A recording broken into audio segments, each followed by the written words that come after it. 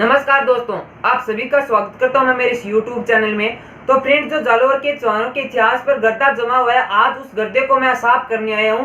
यानी जालोर के जो चौहान है उनके इतिहास को क्लियर करने आया हूं। आज हम जालोर के चौहान के इतिहासों के बारे में पढ़ेंगे। जितना भी जालोर के चौहानों का इतिहास है उससे आज हम कंप्लीट कर देंगे, यानी एक भी चीज नहीं छोड़ने वाले हैं। नीचे जड़ से लेकर ऊपर पत्तियों तक सारी बातें मैं आपको बता दूंगा, सिर्फ आप मेरे साथ बने रहिए। तो चलिए शुरुआत करते हैं जालोर के चौहानों के इतिहास के बारे में।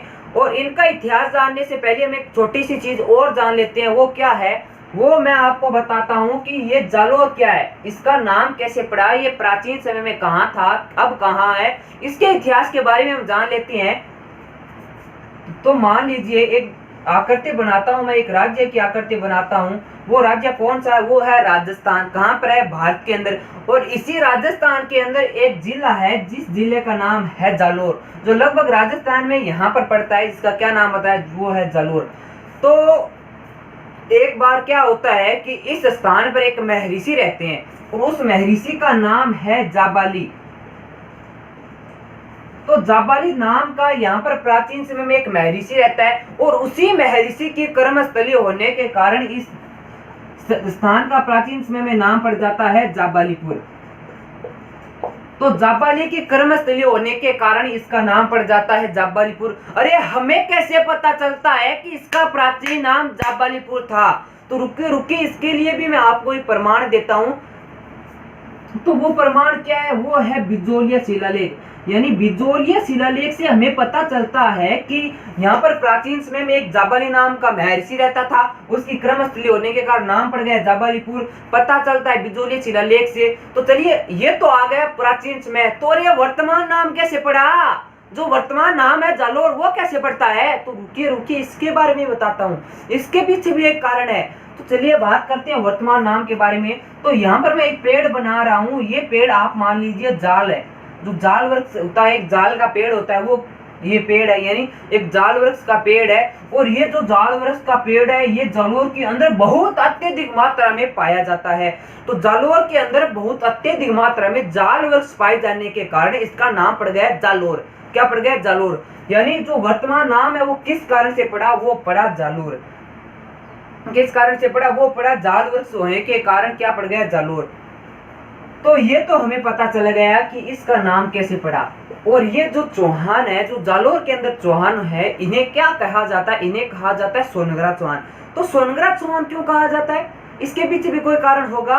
अरे आप भी सोचिए, ये जो चौहान है इन्हें सोनगरा चौहान क्यों कहा जाता है। तो मैं आपको बताता हूँ कि इस जालोर के अंदर क्या है, 3 दुर्ग है। दुर्ग यानी किले, किले यानी गढ़, यानी 3 महल है। नॉर्मल भाषा में बात करें तो वो महल कौन कौन से मैं लिख देता हूँ। एक नंबर तो है सवरणगिरी, कांचनगिरी और सोनगिरी। यानी ये 3 महल है जालोर के अंदर। और जो राजा इन महलों के अंदर रहते थे उन्हें क्या कहने लगे, उन्हें कहने लगे सोनगरा। यानी इन महलों के अंदर प्रवास करते थे ये चौहान शासक, इसके कारण इन्हें कहने लगे सोनगरा चौहान। तो इतनी बात आपको समझ में आई क्या? प्राचीन समय में जाबाली नाम का महर्षि रहता था, उसके कर्मस्थली होने के कारण जाबालीपुर पड़ गया। हमें जानकारी बिजोलिया शिलालेख से मिलती है। और इसके अंदर बहुत अत्यधिक मात्रा में जाल वृक्ष पाए जाते हैं, जिसके कारण वर्तमान नाम पड़ गया जालोर। और इसके अंदर जो शासक रहते थे उन्हें सोनगरा चौहान कहा जाता है। तो चलिए आगे बढ़ते हैं। तो अब आगे बात करते हैं कि इसके अंदर जो चौहान वंश की स्थापना हुई है वो कैसे होती है, किसके द्वारा की जाती है, और जितनी भी इंपॉर्टेंट बातें हैं उनके बारे में हम जान लेते हैं। तो मैं जालोर के चौहानों के जो शासक है उनसे पहले एक और बात करना चाहता हूँ। वो क्या है, वो है एक रियासत है जिसका नाम है नाडोल। अरे ये नाडोल बीच में से कहां से आ गई? अरे बात करें जालोर के चौहानों के बारे में तो नाडोल का बात हम क्यों करेंगे? अरे इसका भी एक कारण है। अरे ये हमें इससे समझने से पहले इसकी बात करनी पड़ रही है, आप इसलिए बुरा मत मानिए। तो चलिए पहले बात करते हैं नाडोल के बारे में। तो नाडोल का एक शासक है जिसका नाम है अल्लण। क्या नाम है, अल्लण। तो नाडोल के शासक का क्या नाम है, अल्लण। और अल्लण का एक पुत्र है जिसका नाम है कीर्तिपाल। तो एक बार क्या होता है, कीर्तिपाल और अल्लड़ एक जगह पर बैठे होते हैं और कीर्तिपाल अल्लड़ से कहते हैं पिताजी मैं भी युद्ध करने के जाऊंगा कभी, लेकिन इनके पिताजी कहते हैं नहीं नहीं तुम अभी बच्चे हो, युद्ध के लायक नहीं हो, युद्ध नहीं कर सकते बच्चे, तुम घर पर रहकर खेलो। यानी ये थोड़ा बड़ा था, युद्ध करने के लायक नहीं था। तो इन्होंने सोचा अरे पिताजी की नजरों में इतनी गिरे हुए हैं कि हमें युद्ध में साथ नहीं ले जा रहे। तो इन्होंने क्या किया कि अपनी एक सेना गठित की और अकेले चल दिए युद्ध के लिए। क्या किया, अकेले चल दिया युद्ध के लिए। किस पर युद्ध के लिए, तो यहाँ पर एक मेवाड़ रियासत थी और मेवाड़ रियासत का शासक था जिसका नाम था सामंत सिंह। तो इन्होंने अपनी सेना ली और सामंत सिंह के ऊपर आक्रमण करने के लिए चल दिए। सेना लेकर आए, आक्रमण किया और आक्रमण में इसकी हार होती है, इसकी जीत होती है, यानी बच्चा होकर भी इसने इसके ऊपर विजय पा ली। तो आप सोच सकते हैं जिसका मनोबल हो वो कुछ भी कर सकता है। आप पढ़ाई में ध्यान रखिए, आप दुनिया को पीछे छोड़ सकते हैं अगर आपका विश्वास है तो। यानी इन्होंने इनको वहां पर आक्रमण किया, बच्चे थे, इन्हें अपने ऊपर विश्वास था, इसीलिए तो सेना लेकर निकले थे और इनके ऊपर विजय पा लिया। सामंत सिंह की हार हुई और इनकी जीत हुई।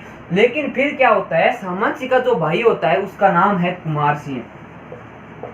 तो कुमार सिंह को जब पता चलता है कि अपनी भाई की मृत्यु हो गई है और अपने देश पर एक दूसरे देश का राजा आकर राज करा है, तो कुमार सिंह को भी बहुत गुस्सा आता है। अरे आप भी सोच लीजिए कि अगर आपके घर पर कोई दूसरा व्यक्ति आ जाए और वो कहे कि ये घर तो मेरा है, आप इस घर से निकलो, तो क्या आप उसे सहन कर सकते हैं? नहीं नहीं, कभी नहीं। तो कुमार सिंह भी ऐसा ही करता है, अपनी सेना को एकत्रित करता है और कहता है कि हमारा जो देश है उसके ऊपर दूसरे देश के राजा ने राज कर लिया है, उसे हमें हटाना होगा। तो कुमार सिंह के द्वारा सेना गठित की जाती है और आक्रमण किया जाता है कीर्तिपाल चौहान के ऊपर। युद्ध चल रहा है और युद्ध में आखिरी जीत होती है कुमार सिंह की और हार होती है कीर्तिपाल की। यानी युद्ध के अंदर जीत किसकी होती है? कुमार सिंह की। हार किसकी होती है? कीर्तिपाल की। और फिर क्या करते हैं, कीर्तिपाल अपनी जान बचाने के लिए भागे दौड़े भागे कहाँ आते हैं? जालोर आ जाते हैं।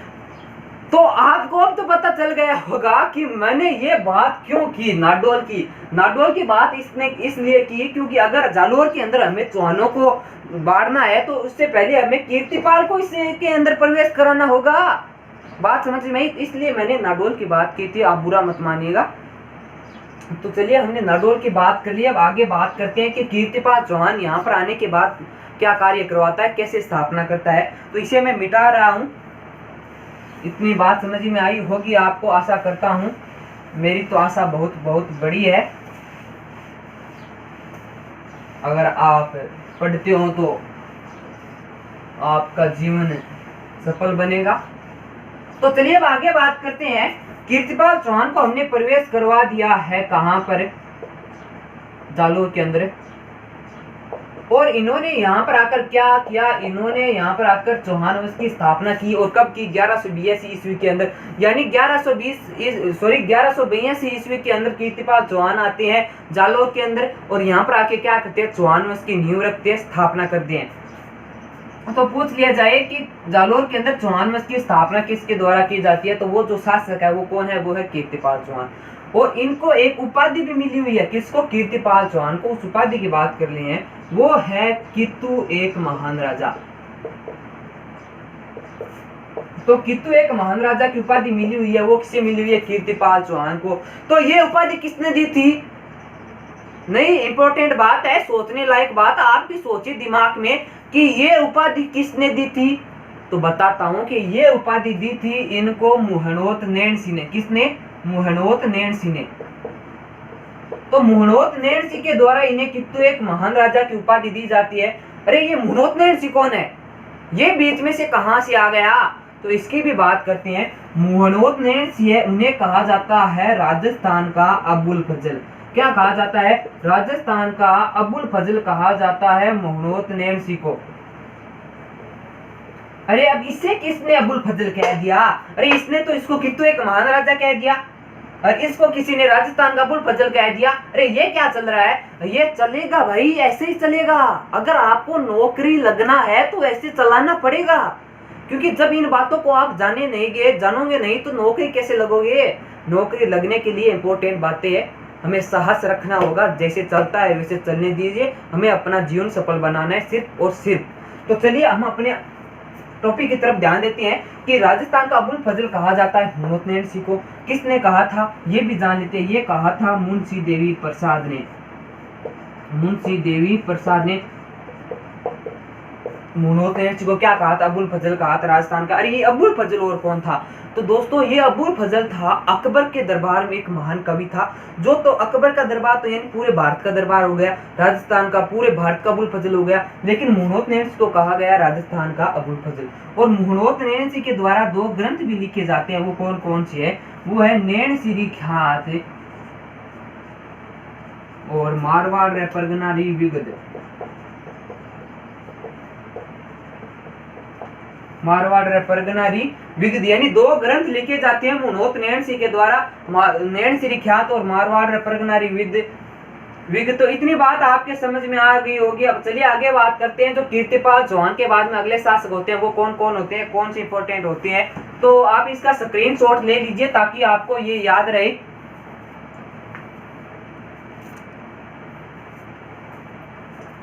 तो स्क्रीनशॉट आपने ले लिया होगा।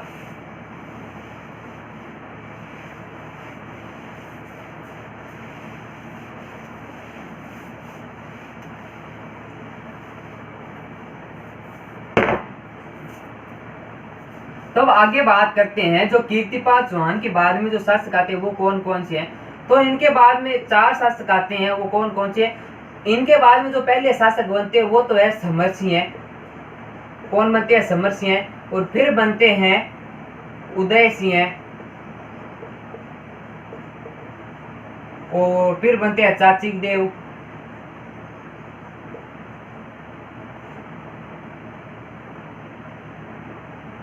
और फिर बनते हैं सामंत सिंह है।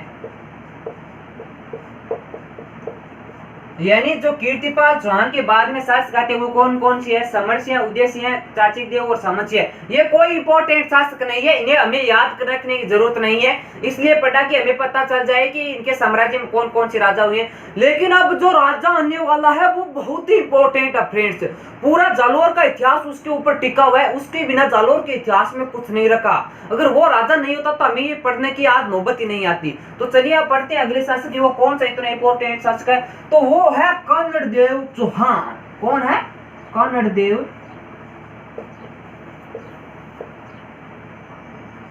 यानी कन्नड़ देव जो चौहान है वो जालोर के इतिहास में सबसे इंपॉर्टेंट शासक है। अब जो हमारी जितनी बातें चलेगी वो चलेगी कन्नड़ देव चौहान के ऊपर। चलिए अब शुरुआत करते हैं कन्नड़ देव चौहान के बारे में। कन्नड़ देव चौहान का क्या क्या इतिहास है वो देखते हैं। सिर्फ और सिर्फ हमें ध्यान देना है कन्नड़ देव चौहान के ऊपर, यानी जितने भी इंपॉर्टेंट क्वेश्चन पूछे जाते हैं एग्जाम के अंदर वो कन्नड़ देव चौहान से पूछे जाते हैं। और आपको जो कीर्तिपाल चौहान की थोड़ी बातें हैं, उनको उपाधि दी गई वो याद रख लेना, कब इन्होंने स्थापना की थी, और मुनोत नेणसी के 2-3 ग्रंथ है वो भी याद रख लेना। तो चलिए शुरुआत करते हैं कन्नड़ देव चौहान के बारे में। मैं यहाँ पर लिख देता हूँ कन्नड़ देव। तो अब शुरुआत करने जा रही हैं कन्नड़ देव चौहान के बारे में कि ये राजा कब बनते हैं। यानी 1296 ईस्वी में इनके पिताजी की मृत्यु हो जाती है। किसकी? सामंत सिंह की। लेकिन ये मृत्यु के बाद राजा नहीं बनते, ये सिर्फ प्रशासक बनते हैं, गद्दी के ऊपर नहीं बैठते, ये सिर्फ राज्य को संभालते हैं। ये राजा तो 1301 ईस्वी के अंदर बनती है। मतलब बात तो आ गई कि जो सारा राज्य का जो भार है वो इनके हाथ में आ गई है, लेकिन गद्दी के ऊपर नहीं बैठे हैं। और इन्हीं के समय में जो दिल्ली का सुल्तान बना बैठा है वो कौन है? आपको पता है क्या? 1296 के लगभग कौन बनता है? तो वो बनता है अलाउद्दीन खिलजी। कौन बनता है? अलाउद्दीन खिलजी। तो मैं लिख देता हूँ दिल्ली, लिख देता हूँ यहाँ पर, यानी इनके जो समकालीन शासक है दिल्ली के वो कौन है? अलाउद्दीन खिलजी। अलाउद्दीन खिलजी को AK से लिख रहा हूँ, आप ऐसा मत समझना AK47 की बात नहीं करें, हम पढ़ाई की बात कर रहे हैं, इसलिए अलाउद्दीन खिलजी को AK से मैं लिख रहा हूँ। तो अलाउद्दीन खिलजी हो गए दिल्ली का सुल्तान। तो एक बार क्या होता है कि दिल्ली का जो सुल्तान है अलाउद्दीन खिलजी, वो ऐसे कोई भ्रमण के लिए जाता है और पीछे से अपने जो सैनिक होते हैं उन्हें कहा कर जाता है कि आप जो मेरे ससुर या चाचा जी उनकी मृत्यु कर देना। तो इलाहाबाद के अंदर इनके चाचा जी की धोखे से मृत्यु करवाई जाती है और फिर 1296 में खुद राजा बनते हैं। तो अलाउद्दीन खिलजी के 2 सेनापति है, उनका नाम है उल्लुग खां और नुसरत खां। क्या नाम है? उल्लुग खां और नुसरत खां। ये 2 सेनापति है अलाउद्दीन खिलजी के। तो अलाउद्दीन खिलजी इन्हें कहां पर भेजता है? इन्हें भेजता है गुजरात के ऊपर आक्रमण के लिए। और उस समय जो गुजरात का शासक है वो कौन है? वो है करण वघेला। तो करण वघेला के ऊपर आक्रमण के लिए भेजा जाता है उल्लू खां और नुसरत खां को, सेना को भेजा जाता है, सेना चल दी है और चलने के बाद ये बीच में जब आते हैं तो आपको पता है अगर आप दिल्ली से आएंगे तो आपको मेवाड़ से होकर गुजरना पड़ेगा। और आप कह सकते हैं क्यों भाई मेवाड़ से, क्यों, हम जालौर से भी जा सकते हैं, उदयपुर यानी जो उधर वाला भाग है झालावाड़ वाला उधर से जा सकते हैं, लेकिन उस समय एक रास्ता था, पक्का रास्ता था, उस कारण वो मेवाड़ से आए थे। और उसमें जो उदयपुर चित्तौड़गढ़ ये लगभग भाग मेवाड़ वाला था, आप इतनी बात तो जानते होंगे। जब ये आते हैं तो बीच में क्या पड़ती है, बीच में पड़ती है मेवाड़, यानी इन्हें मेवाड़ से होकर गुजरना पड़ेगा। और मेवाड़ का जो शासक है वो है समरसिंह है, और समरसिंह का एक मंत्री है जिसका नाम है निम्बा। जब इनकी सेना यहाँ से जा रही होती है तो निम्बा को पता चलता है अलाउद्दीन खिलजी की सेना हमारे राज्य से जा रही है। ये भागा दौड़ा जाता है अपने राजा के पास और कहता है महाराज हमारे राज्य से किसी एक मुस्लिम की सेना जा रही है जो कि हिंदू विरोधी शासक है, आप ऐसा सहन नहीं कर सकते, हम एक हिंदू शासक है, ये हिंदू विरोधी शासक है। ऐसे करके उसे भड़काया जाता है समरसिंह को, और समरसिंह भड़कने के बाद अपनी सेना लेकर आता है इसके सामने और खड़ी कर देता है। ये कहता है अगर आपको आगे जाना है तो हमसे युद्ध करना होगा या आपको एक भारी टैक्स देना होगा। तो इन्होंने सोचा कि अब सुल्तान ने कहा है गुजरात के ऊपर आक्रमण करने के लिए, तो इसलिए इनसे तो कभी और निपट लेंगे, पहले आक्रमण करते हैं गुजरात के ऊपर। तो इन्होंने क्या दिया, यहाँ पर एक भारी टैक्स दिया। टैक्स देकर आगे आए, करण वघेला पर आक्रमण किया और इन्हें हराकर यहाँ पर जो सोमनाथ की मूर्ति है शिव जी की उसे लूट लिया जाता है। लूटने के बाद में आगे बढ़ते हैं, यहाँ पर आके सोचने लगते हैं अरे यार ये तो वापिस से वही जगह आ गई, अगर मेवाड़ से जाएंगे तो हमें वापस से लूट लिया जाएगा और हमारे पास इतनी कोई ताकतवर सेना नहीं बची क्योंकि हमने कर्ण वघेला से युद्ध किया है, हमारी आधी सेना घायल हो गई है। तो इन्होंने सोचा कि थोड़े दूर चलेंगे और ऐसे जालौर से होकर चले जाएंगे। तो जब ये जालौर की ओर प्रस्थान करते हैं, जालौर के अंदर प्रवेश करते हैं, तो कान्हा देव चौहान को पता चलता है कि शिवजी की मूर्ति है जो खंडित करके ये ला रही हैं। तो इन्हें बहुत गुस्सा आता है और ये अपनी सेना लेकर इन पे ऊपर कर देते हैं आक्रमण।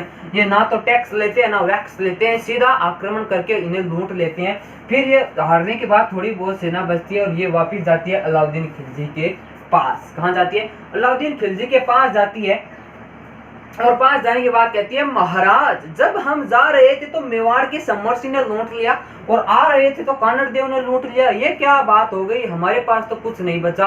तो ये जो बाद में क्या बनता है, एक कारण बनता है कानड़ देव चौहान के ऊपर आक्रमण करने का। इससे क्या होता है, युद्ध शुरू होता है। तो मैंने जो आपको घटना बताई ये घटना है 1299 ईस्वी की। कब की घटना है, 1299 ईस्वी की घटना है। जो इतनी आपको स्टोरी बताई है अब तक ये 1299 की घटना है, क्या आपकी समझ में आई है क्या? तो ये जो 1299 घटना है इसको मैंने समाप्त कर दिया और अगली जो महत्वपूर्ण घटना है वो अगले वीडियो में लेकर आऊंगा। अगर वीडियो लंबा हो जाएगा तो बहुत बोर हो जाएगा, आप कहेंगे अरे यार कितनी देर होगी, कब से बकवास कर रहा है। तो ऐसे मैं नहीं करने वाला, छोटे छोटे टॉपिक लेकर आऊंगा, आपके दिमाग में बैठाता रहूंगा। तो अगला वीडियो मैं जरूर और जल्द लेकर आऊंगा। तो आप चैनल को सब्सक्राइब कीजिए, जो घंटी आएगी तो उसे भी दबा दीजिए ताकि अगला वीडियो आपको मिल सके। तो थैंक्स, मिलते हैं अगले वीडियो में जल्दी।